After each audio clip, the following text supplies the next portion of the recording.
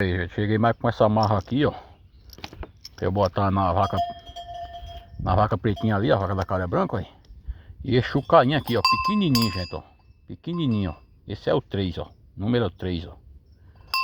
Ó. E ó o preço do chucainho, velho, ó. Porque não tinha dos grandes, gente. Aí como ela tá bem amojadinha, aí eu vou ter que botar um chucainho desse pequeno mesmo nela, que é pra eu saber aonde ela se encontra, entendeu?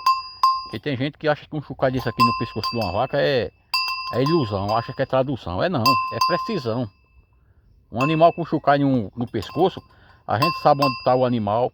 Pela batida do chucalho, a gente sabe como é que o animal tá. Porque se ele estiver batendo muito assim, o animal tá tendo alguma coisa, entendeu?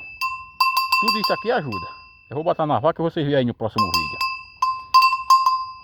O chucalho com amarra custou R$ 74.